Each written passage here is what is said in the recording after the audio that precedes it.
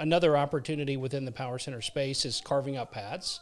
And I think historically, you had a 5 per 1,000 parking ratio where they really didn't take into account the cross shopping component. Mm-hmm. So what you had is a lot of these shopping centers that were overparked. We say pull up on Google Earth today, see if there's a certain area of oil slicks in the parking lot.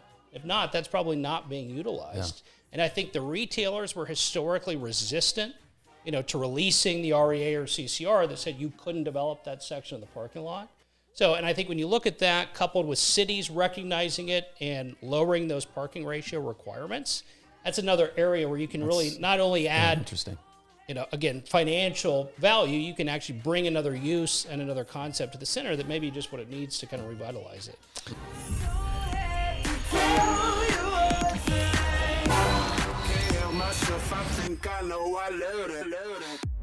What's up, guys? Welcome back to How to Invest in Commercial Real Estate. Super excited about today's episode. We have a special guest, Grant Gary with the Woodmont Company. Grant is, I don't know exactly what your title is. What's your title? 2 titles, President, Brokerage Services, and Principal at Woodmont. Okay, so President, Brokerage Services, and Principal. This is our third, about to do our fourth, probably before the end of the year, fifth, maybe sixth joint venture with working with you guys. Several of those have been kiddie academies. There's some other retail opportunities in the pipeline, maybe some industrial opportunities. Anyway, super excited to have you on the show. Welcome. Thanks for coming. Great to be here. And I'll just say again, Braden and Brian, certainly very appreciative of the relationship with the Criterion Fund. And Joel, it's been great to have the relationship with you and your team as well. Thanks. So thanks for having me. Yeah, so President of Brokerage Services, obviously you probably do a decent amount of brokering. Brokering is, putting somebody who needs a building, they need a building, they need something built. There's probably a decent mix between that, but, just getting started in brokering, what's the biggest piece of advice or what would you give somebody, it's just step one? Certainly. And I think, again, for Woodmont, our focus is and has been retail, for the 41 years now of the company. We operate 3 primary divisions, the brokerage division, we have a development arm, we also have an asset management, property management arm. But to go back to your question, in terms of brokerage, the key, and really what has sustained our company, while the technical is facilitating transactions, identifying opportunities, I think for us, it's really building relationships and adding value, and that's really how we look at it. There's a lot of people that can push paper, but to really come in and add value, and that value is changing today. I think as you continue to look at the way transactions happen, the amount of data that's available. So I think, but the key component is where can you add value in that, commercial real estate transaction cycle. How many years you been with Woodmont? I have been with Woodmont coming up on 12 years. 12 years. Okay. So I want to hear how you got started with Woodmont. Absolutely. It's a great question, Joel. Thank you for asking. I was fortunate in one of those. I always knew I wanted to be in commercial real estate. I'll say I didn't know I wanted to be in retail. And so grew up in Austin and came up to Fort Worth, was going to TCU. I had actually gotten my real estate license in high school. In high school. Who gave you the bug? That's like awesome, you said you wanted to be in commercial real estate. Yeah, I was going to ask, who's getting you interested in commercial real estate at such a young age? Again, I kind of often reflect upon that. And it wasn't, my family wasn't specifically in commercial real estate. I actually started as a caddy in middle school. And I think I was, I kind of look back, maybe that was part of what turned me in the real estate direction. But as I say, I was fortunate in that respect. And so when I got to Fort Worth at TCU, really after my sophomore year, I was looking at that time for an internship and was looking for a commercial real estate internship. Woodmont Company was the largest commercial real estate firm in Fort Worth. And so I just knocked on the door. And I guess as the story goes, I was kind of the runner, the intern for that summer. As I said, I cleaned the fountains, answered the phones at the front desk. I love this. And, this is good. I saw an opportunity, at that time, and Stephen, the co-founder of the company, was fortunate to give me that opportunity to start doing brokerage in my junior year. So I was going to school full-time and started in the brokerage field from there. Wow. Yeah, that's a really cool story. That's a great story. No, it's good for listeners that are thinking about getting in the game. It's just knocking on the door and saying, "Hey, I'm here. I want an internship." Now, if you're trying to replace $100,000 a year job, it's going to be a little tougher for you. But just getting in the game and getting around people, I think about Braden, your start at Precision. You just got in the room and you were willing to do whatever it took. And that's a key. You start absorbing the knowledge of everybody that's at Woodmont Group. Steven, I'm sure you absorbed a lot from him just by being there. So that's cool. Yeah, I mean, I think that's it. Certainly, I mean, again, we've always been a big proponent of ego isn't going to take you anywhere. I mean, it's putting your head down, working hard, not being, nothing's too good for you to work on. And our company still operates in that manner, and I think those are a lot of the keys. And we've been fortunate to have a lot of good young new team members come in, and they take that same approach. It is, especially in the brokerage business, I mean, you get out of it what you put into it, and that applies to a lot of industries. But I mean, certainly in the brokerage environment, and being able to kind of chase a lot of things or not a lot of things all at the same time really requires that discipline.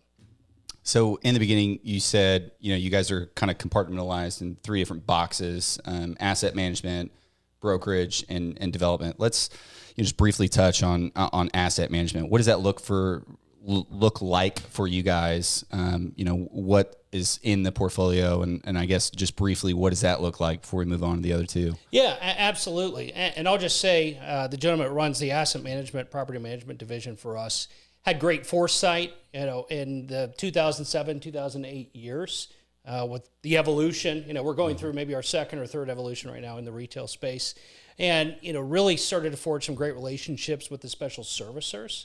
And so at that point, we really developed specialty teams for enclosed regional malls, outlet centers, coupled with our traditional power center background within the retail space.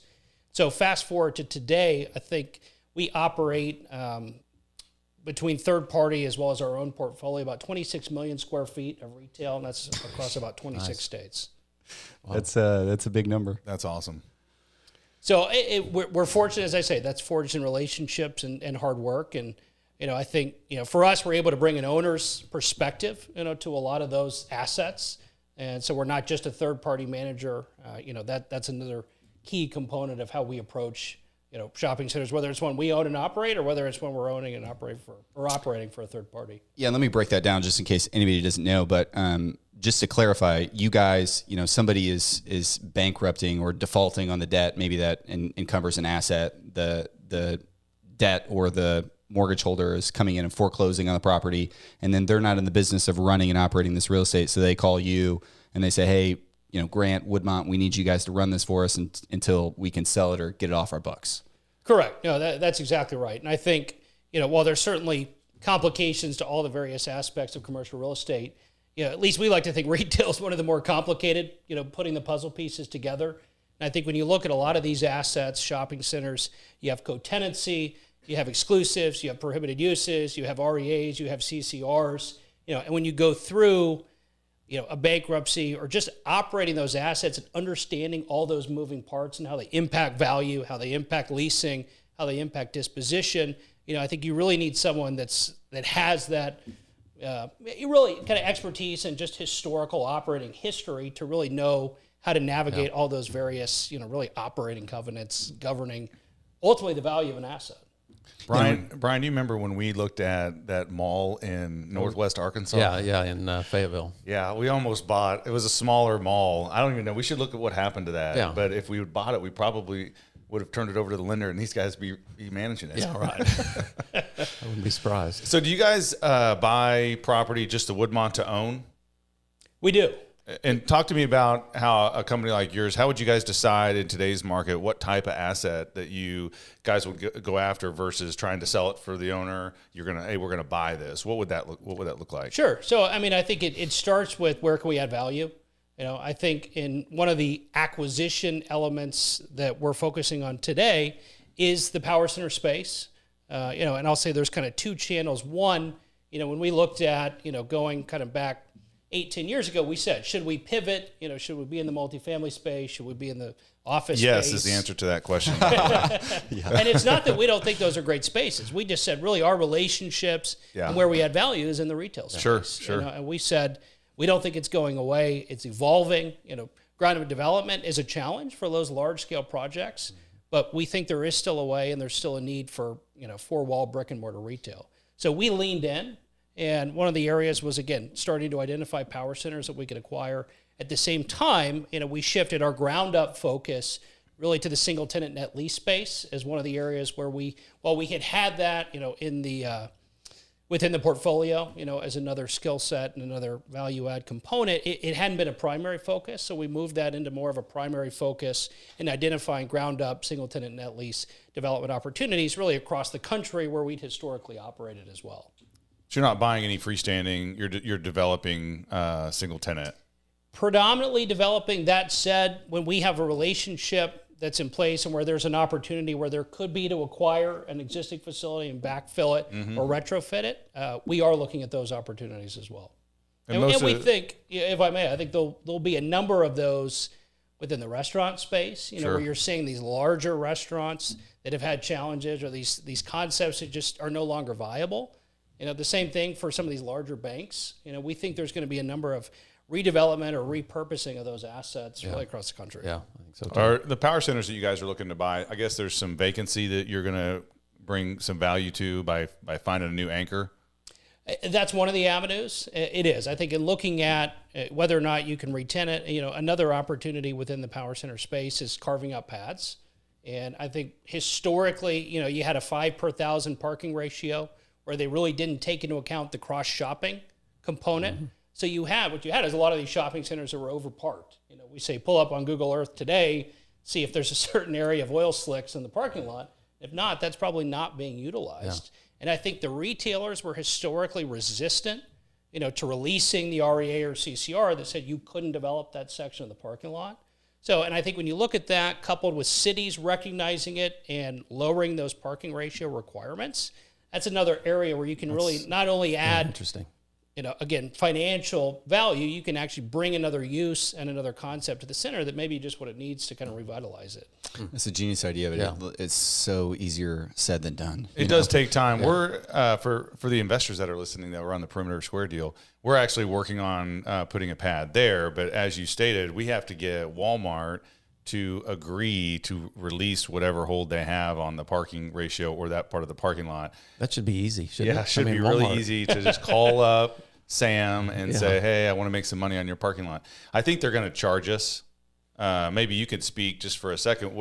What do you think I'm going to encounter there? They say they're open to doing it, but I think there's just going to be some type of monetary fee. Yeah, I'll say one of the values that we see from a lot of the retailers, they must have a whole actuary department within their real estate section that deals with the waivers and restrictions. And so, I think it's changing. Again, historically, they didn't want it, and then again, it was we'll allow it, but it's almost at a cost that wasn't financially viable. And I think you're starting to see more of a partnership there, where there may still be an ask, but it may not just be a hard financial ask. And I think part of that is they're saying, okay, this is actually adding traffic to the shopping center and not taking away parking. I think that's one of the biggest changes, where you're starting to see more of the data that's available out there to be able to really demonstrate, okay, today if I bring in this fast food concept or this coffee concept, it's going to bring X amount of more traffic and actually increase my store sales. And that was one of the missing pieces, I think, historically, in being able to unlock more of that value. But I would be prepared in underwriting in your pro forma some additional consideration payable to Walmart. Interesting. Well, that's fascinating. I've really appreciated watching the partnerships with Criterion. Hopefully, Precision Equity can do some stuff with you as well. That would be awesome. Yeah, man. Thanks for coming on the show again. I really appreciate it. Absolutely. No, we're certainly appreciative. Certainly look forward to having the opportunity to work with Precision as well, and continuing the great relationship with absolutely. Criterion. Yeah. Thanks for your time. All righty, guys. Well, we will see you next time on How to Invest in Commercial Real Estate. Thanks again. Thanks. Thank you.